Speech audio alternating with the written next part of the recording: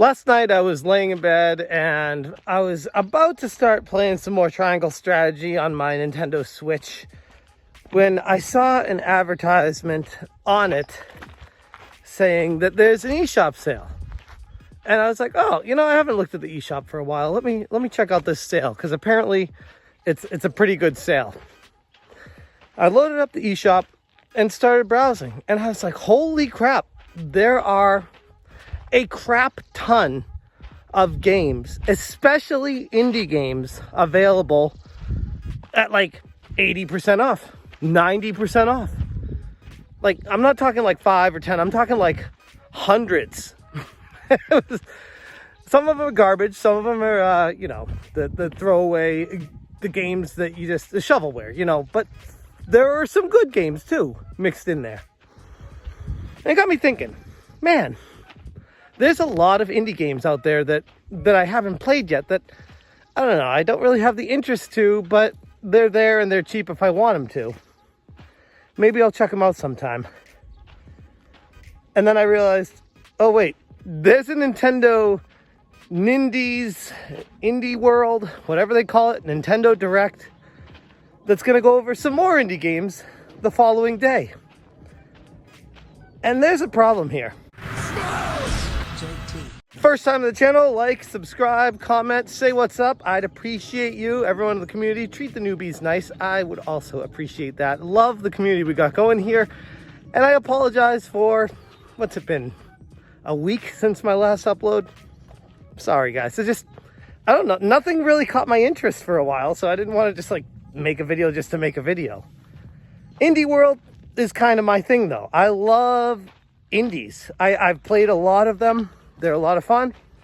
And I'm always interested to see what's next, what's on the cusp, because oftentimes ideas in indie games are, for lack of a better word, stolen by AAA companies and fleshed out to make even better puzzle experience or puzzle games or whatever the type of genre it would be. It seems like they borrow a lot of ideas from the indies that come out with them first. So if you want to be like on the cutting edge, sometimes it's indies that bring that information and entertainment to you. But here's the problem. There's way too many of them. Like, I can't keep up.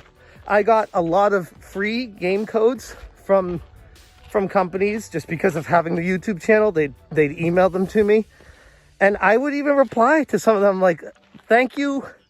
I'm so sorry. Like, I don't have time to play this game right now. YouTube's not my full-time gig. I have a life. I have a lot of things going on. I can't get to this, but thank you for sending me the codes. That happens a lot. And I genuinely feel bad.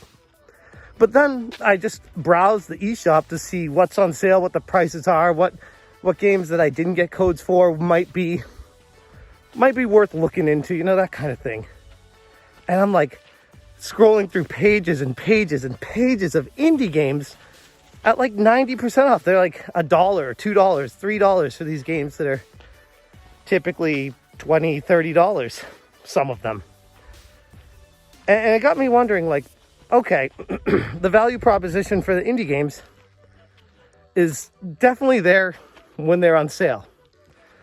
But what would drive somebody to be excited about a new indie game when there's such a backlog of old indie games that are great, or at least I should say worth looking into, at 90% off on sale? And this indie world, no offense to the hardworking developers, it didn't blow me away. It struck me as extremely generic. Coming out of it, there were really no games that I was like, oh, I gotta buy that one. I think the closest thing was Totally Accurate Battle Simulator, the t.a.b.s or whatever. It looked fun, but like, it's just, the problem is the value. It's like, I don't care what they set the price at. I'm not paying full price for that indie game when it's gonna be on sale eventually for 20% of the cost, 80% off. or more. And there's a lot of people that would argue, oh, the charity angle. Oh, you got to support these hardworking devs. You got to give them all your money because they're making these games. No, I don't. I don't have to do a goddamn thing. This is the era of the gamers, and you can buy what you want, and it's in a capitalistic society. You can pay what you want with what's available, and if you don't want to pay it, you don't have to. And if you stop paying full price, yes, it's true, these indie devs will go away and there'll be less games. But I think there's the ebb and the flow of the industry right now, and I'm getting to the point, it's gonna sound awful to say, but that it's inundated. It's a glutton of games. Too many. I've said this before too, talking about the retro games. It's like, you can't even keep up with retro games in your backlog. And then you have this onslaught of just indie games dumped on you. It's quite the conundrum that we're in right now. And that doesn't even touch on the idea that these games are being basically advertised as brand new to the Nintendo Switch, when most, if not all of them, are already currently available or coming soon to Steam / the Steam Deck. So while people out there who may not have a Steam Deck and just have a Switch would be new to them, it's not necessarily a new game. It's a little bit deceiving, in my opinion, how Nintendo approaches the indie world. They make it seem like these games are exclusive when they're not. Kind of reminds me a little bit of Intellivision talking about all these exclusive games when they're not. It's fancy marketing speak to try to get people excited for stuff that is already out there. And I hate to take such a negative angle, a negative approach to this situation, but it's just one of those things where I'm like, it's got to be real. Like, it wasn't interesting to me. I will admit, Hollow Knight is one of my favorite games of all time. And I think I can say with a high level of certainty that it is my favorite indie game of all time. And they announced Silksong, 4 years ago? As the sequel that they're working on, that it was basically almost done. And still nothing. Like, where the hell is Silksong? Like, what happened with the development of this? Was it one of those studios that was just severely impacted by the pandemic, and they just didn't have the ability to keep working on it at the level they were? Potentially, but that doesn't excuse that the game was, by all accounts, it looked like it was pretty far along 4 years ago. And yes, I know it's an indie studio and smaller development teams make for longer development times. I get all that.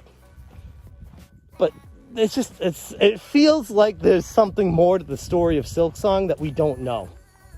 And I think will come out in time. Now, those of you who are well-versed with Metroidvanias understand that they are extremely complex games, and it made me wonder if, like, they created the game and then they found major holes or workarounds that would screw up the entire timeline of progressing, and they needed to go through and fix everything. Maybe. I don't. That's another video for another topic, though. Just back to the point. Like, Silksong's like the only game that I really care about, because that's the only game that's actually unique. And speaking of unique, games that start with that same sound. Unity. The Unity engine that most indie developers use. It's a double-edged sword. It really is, because it allows a lot of cookie cutter creations. And I don't want to say like to pump a game out fast, because a lot of these devs work really hard on them. But I think it makes it more accessible for a lot more devs out there to, if they have the passion and desire to want to create a game. It's the accessibility is now there to allow for the game to be created. And because of that, there's just this flood of games blowing up the entire market right now. And unfortunately, like, I watched that Indie World, and it was hard to even raise an eyebrow. Like, everything just looked the same. The graphics, the gameplay, I guess the crab game looked interesting. There was another one that was like a city parking, street planning, highway creating game that looked kind of interesting. But the problem is, it's like, I hate to say it's all been done before, but that's what I kept going back to when I was watching this. I'm like, these experiences already exist in some form or another in a game that's already been created. Maybe not as well or as fleshed out as these game experiences are. But that's the problem we're running into right now with gaming, is it's become so ubiquitous. Like, it's just there. Like, there's back, not to sound like an old man, but I'm gonna go Grandpa Simpson here. Back in my day, you'd get like a game and you would play the game to death and you'd learn all the ins and outs of it. And it feels like now games have just turned into a disposable experience where you churn and burn. You buy the game, you play it, you beat it, and you never ever go back to it. I know a lot of people say, oh, I will, or I do. Okay, maybe some people do, but I can speak for myself personally. I say those things, and I never do. In my mind, I would love to go back and play some of these old RPGs that I loved as a kid. Don't have time. Too many games to play now. And even with the games that are coming out, I can't keep up with these ones. So, I mean, it's such a first world problem, obviously. And I've complained about this before, but I feel like this Nintendo Indie World really exposed it. You know what I mean? Like, it was like just blatant. These games exist. They're there, and you can already play them elsewhere. And why, even if you were interested, would you pay full price for them when there's so many games available on the Switch eShop right now on sale for like 80 to 90% off? What makes any of these games stand out? And I think that's the problem with indie games, is it's really hard to make them stand out when most, if not all, of these games are using Unity engine to create them. They all have the same vibe. Most of them have a similar style, perspective, game mechanics, puzzle aspects, you name it. It's cool. And if you're into that sort of thing, I mean, if you don't get bored or sick of it, you're living in the right place in the right time, because these games are all available for you right now. But the reality is, most people do more in their life than just sit around and play games all day. And if that's the case, what is making these games stand out? And I guess the greater concern, and what I'm all getting at with this video, is it kind of feels like the beginning of a crash. That's what this is all leading and pointing towards. I think it might be an inevitability. Because think about it. With the game industry as big as it is and as massive as it's become, and competing on all levels with the entertainment world, what's preventing a crash? We've already gotten these game consoles that are so far beyond what the devs can even create games for, that it's almost pointless to own them. And this is coming from someone who owns a PlayStation 5 and haven't turned it on in like 4 months, if not longer. I play Switch, I play PC, I play Xbox Game Pass on PC, I play Steam. Once in a long while, I'll turn my PlayStation 5 on if there's a reason, but more often than not, it's playing a game on Switch, typically right now, like I said, Triangle Strategy, and then going back to my life. Don't have time for it. And I feel like maybe over the past few years with the pandemic, a lot of people like working from home or having more free time or being laid off, you know, all that stuff. They had way more time and availability to play these games, and gaming exploded. And now this is like the after effects of it, where all the games are there right now.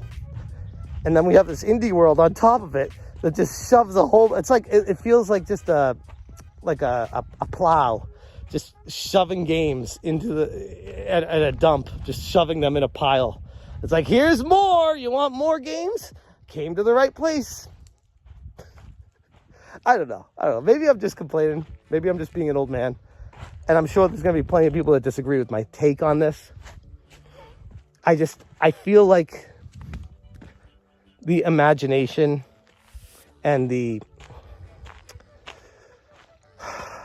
originality is gone. I feel like it's just become a machine to churn and burn. There's not much passion. Maybe there is passion. Maybe I'm arguing with myself. Maybe there's passion and it's so just generic because every developer has so much passion and all these games come out and it's hard to decipher them. Maybe that's what it is. But I think it points to the bigger problem of that's what I'm getting at. It's just too many of them. And when you see them on sale for 90% off in the eShop, like quality indie games, not just shovelware, but there are quality indie games on there for 80-90% off. And I'm still not buying them because there's so many games in my backlog that I've already purchased. Just makes you wonder.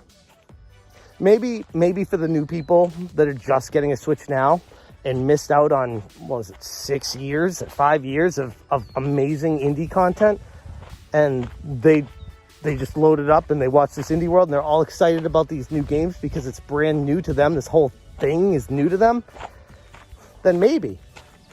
But at the same time, there's nothing with an indie game, there's nothing that comes out that couldn't have been done before by another indie developer 5 years ago. Because the ability, the game engine, the processing power, it's all exactly the same. So while they may have unique ideas, now it's also something that they could have done 5 years ago. The landscape hasn't changed. They could have done it 10 years ago. With worse graphics, they could have done it 15, 20 years ago.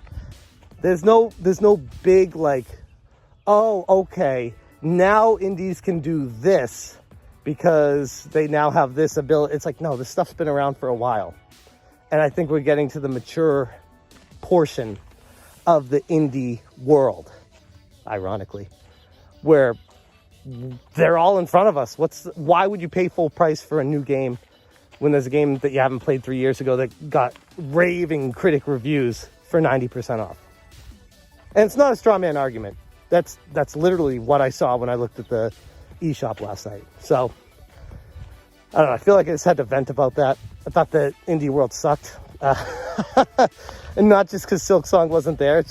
There was just nothing that really caught my eye or attention. It all just looked very generic. I'm sure, like I said, I'm sure people will love it. But those people are not me. It was just blah, meh. Interested to hear what you guys have to say, and maybe you can change my mind. I don't know.